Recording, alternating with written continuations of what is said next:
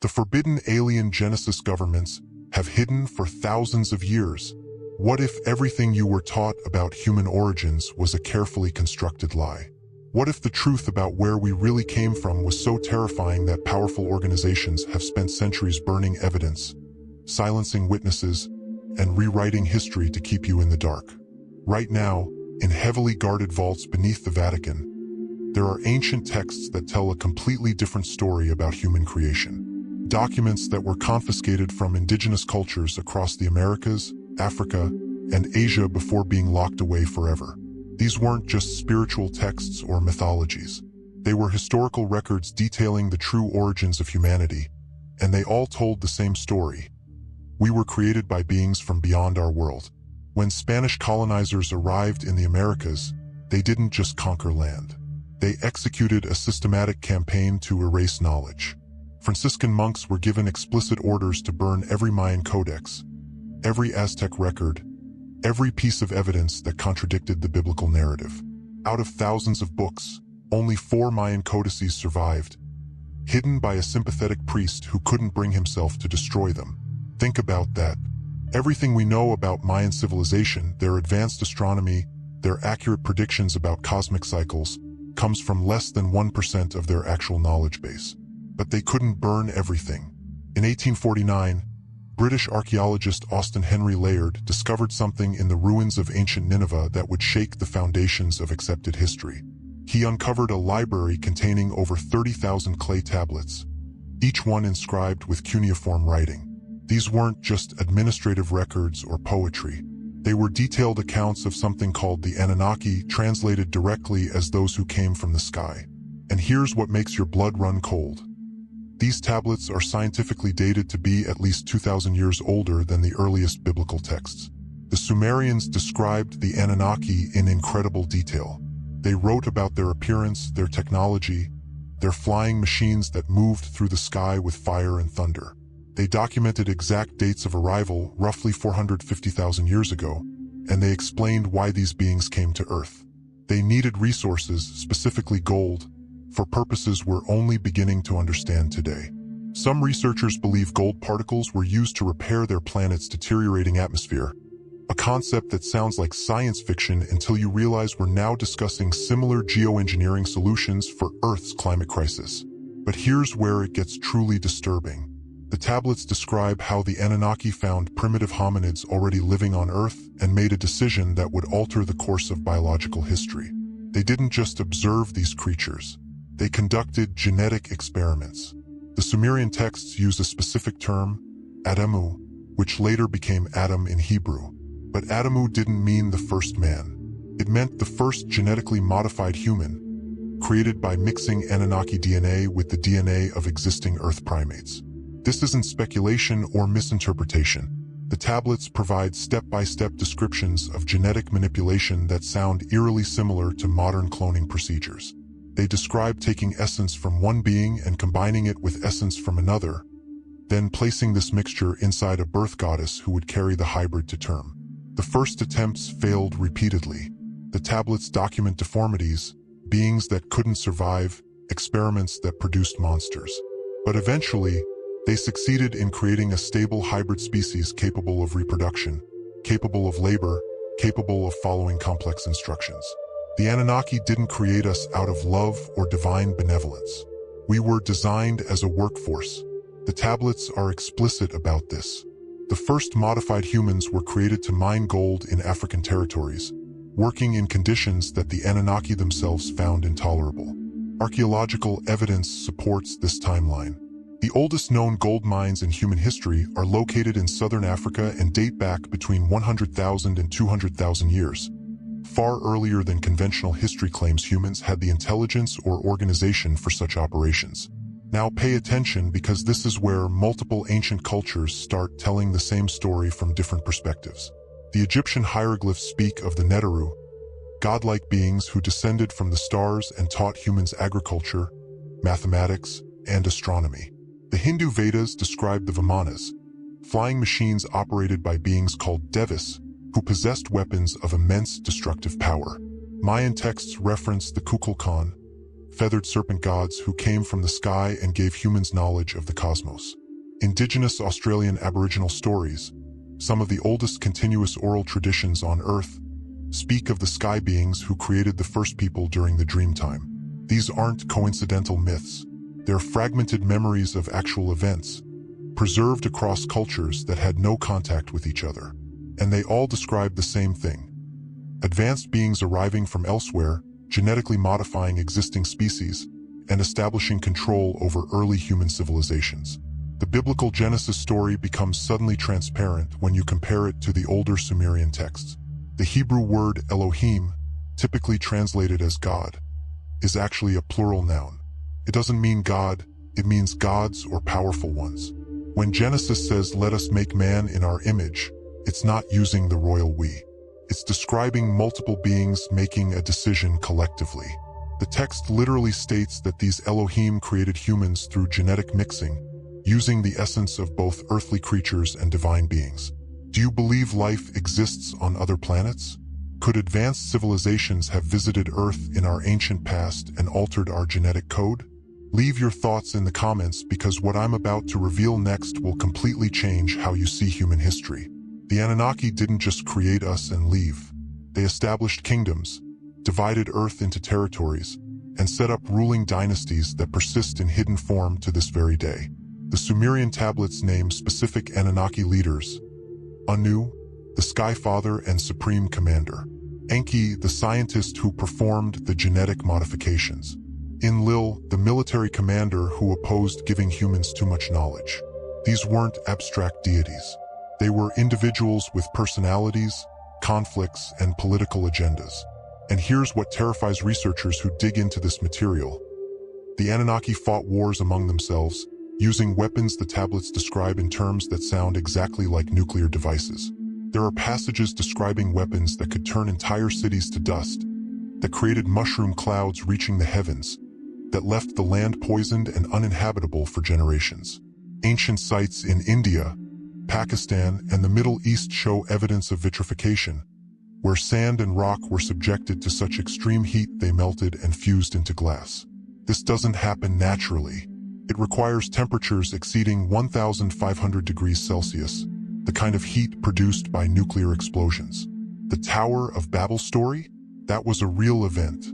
Humans had begun developing technology and coordinating in ways that threatened Anunnaki control. So they intervened, scattering populations and fragmenting languages to prevent unified resistance. This wasn't divine punishment for human pride. It was calculated suppression of an emerging threat to extraterrestrial dominance. Evolution can't explain the sudden leap in human cognitive ability that occurred roughly 200,000 years ago. The fossil record shows gradual development of hominid species for millions of years, and then suddenly, inexplicably, modern humans appear with dramatically larger brains, capacity for complex language, and sophisticated tool use. There's no transitional species, no missing link, because we didn't evolve naturally. We were upgraded through genetic intervention. Modern geneticists have discovered something they can't adequately explain. Human DNA contains genetic sequences that don't appear anywhere else in the evolutionary tree. We have 223 genes that have no predecessors in any earlier species. These genes simply appeared in our genome, fully formed and functional. The scientific establishment calls this horizontal gene transfer and suggests they came from bacteria or viruses, but that explanation doesn't hold up under scrutiny. Some researchers believe these are the genetic signatures left behind by extraterrestrial manipulation. The Anunnaki divided Earth into 4 regions, each controlled by different factions of their species. They established what we now call civilization: agriculture, irrigation, writing systems, mathematical principles, astronomical knowledge. But they maintained control through proxy rulers, bloodlines they specially bred to govern in their absence. Ancient Egyptian pharaohs, Mesopotamian kings, Chinese emperors all claimed divine ancestry, direct descent from the gods. They weren't speaking metaphorically. These were hybrid bloodlines, humans with higher percentages of extraterrestrial DNA, granted authority to rule over pure humans. Those bloodlines still exist. They've intermarried, concentrated power, and maintained control of global systems for millennia. Secret societies? ancient orders, religious institutions, all trace their origins back to knowledge and authority granted by the Anunnaki. The symbols they use, the obelisks and pyramids, the geometric patterns and astronomical alignments, these aren't just architectural achievements. They're markers, beacons, possibly even communication devices designed to function on levels we don't fully understand. Here's what keeps getting covered up. The Anunnaki never really left. The tablets indicate they withdrew from direct rulership but maintained influence through their hybrid descendants. And multiple sources, from military whistleblowers to leaked government documents, suggest ongoing contact between certain human power structures and extraterrestrial intelligences. Not random alien abductions for study, but organized collaboration between earthly elite and off-world entities. Abduction phenomena fit perfectly into this framework. The beings described by thousands of abductees worldwide, the Greys with their large eyes and thin bodies, might not be separate alien species visiting Earth independently. They could be biological drones, engineered servants created by the Anunnaki to continue genetic monitoring and modification programs. Abductees consistently report genetic material being harvested, hybrid pregnancies being initiated and terminated, and receiving information about humanity's true origins and purpose. The patterns are too consistent to dismiss. Abductees describe being shown images of Earth's destruction, catastrophic events that could be prevented through human evolution to higher consciousness. They're told humanity is part of a larger experiment, a genetic project spanning millennia. Some are shown hybrid children, human-alien offspring being raised in facilities beyond Earth. This isn't random scientific curiosity. This is ongoing management of a created species by its creators. Governments know. The Vatican knows. Every major power structure on Earth has access to this information and actively works to suppress it because acknowledging the truth would dismantle every system of control they've built. If humans understood we were genetically engineered by extraterrestrial beings who still maintain influence over our development, the entire social order would collapse overnight. Religious authority, political legitimacy, economic systems, all of it depends on maintaining the illusion that humanity is the pinnacle of earthly creation, that our current rulers derive authority from democratic mandate or divine right. But cracks keep appearing in the facade. More people experience contact. More whistleblowers risk everything to reveal what they know. More ancient sites are discovered that don't fit the accepted timeline. More genetic anomalies are found that can't be explained by conventional evolution. The truth keeps leaking out despite massive efforts to contain it. The Anunnaki created us with limitations deliberately built into our genetics. We were never meant to reach our full potential. They gave us enough intelligence to be useful workers but restricted our access to higher consciousness, to abilities they themselves possessed. But something unexpected happened. Over generations, some humans began breaking through those limitations. Mystics, shamans, prophets, individuals who could access expanded states of consciousness and perceive reality beyond the programmed restrictions. Every genuine spiritual tradition, the ones not corrupted by institutional control, teaches methods to overcome these limitations. Meditation, breathwork, plant medicines, practices designed to activate dormant genetic potential and reconnect us with suppressed abilities. This terrifies the control structures because humans who awaken to their true nature and origins can't be ruled by fear and manipulation anymore. What happened at Roswell in 1947 wasn't a random UFO crash. It was a deliberate demonstration, a message sent to world governments that the extraterrestrial presence was reasserting direct influence. The technology recovered from that crash, along with biological entities both dead and living, proved beyond doubt that we weren't alone and that whoever these beings were, they possessed capabilities far beyond our understanding. That's when the real cover-up began. Project Blue Book, Majestic 12, all the compartmentalized programs designed to study the phenomenon while keeping the public completely ignorant. Military personnel who've worked in these programs describe massive underground facilities where reverse engineering of extraterrestrial technology takes place.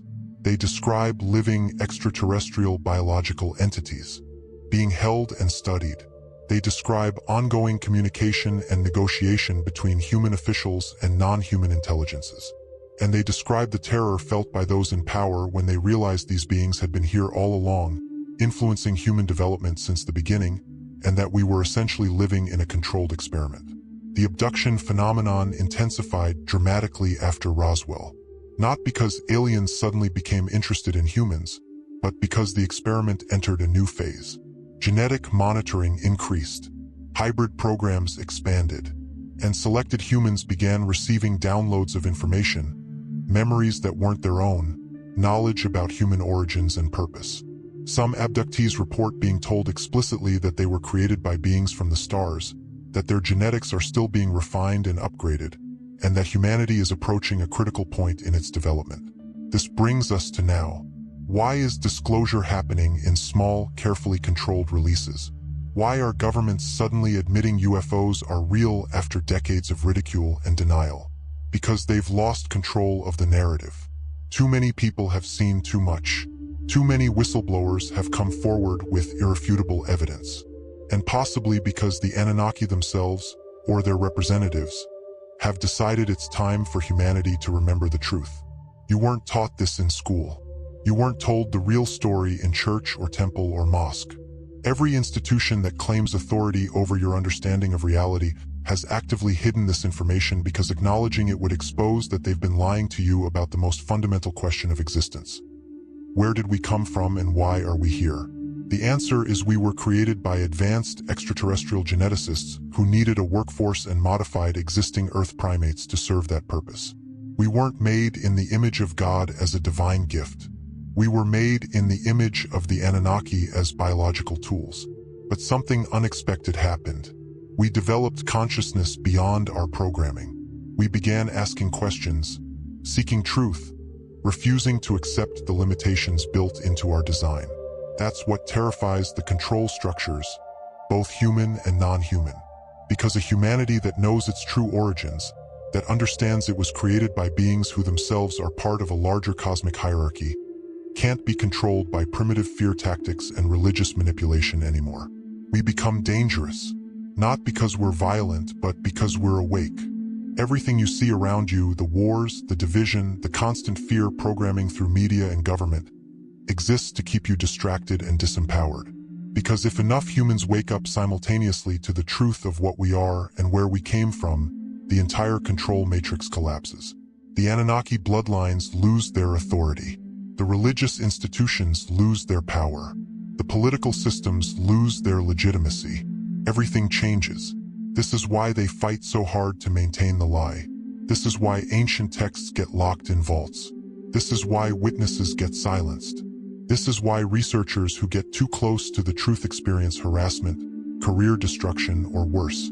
The secret must be kept at all costs because the alternative is a complete restructuring of human civilization. But the truth can't be contained forever. It keeps emerging in ancient tablets, in abduction testimonies, in whistleblower revelations, in genetic anomalies, in archaeological impossibilities. And more people every day are connecting the dots, seeing the pattern, recognizing that we've been lied to about everything fundamental to human existence. So what do you do with this information?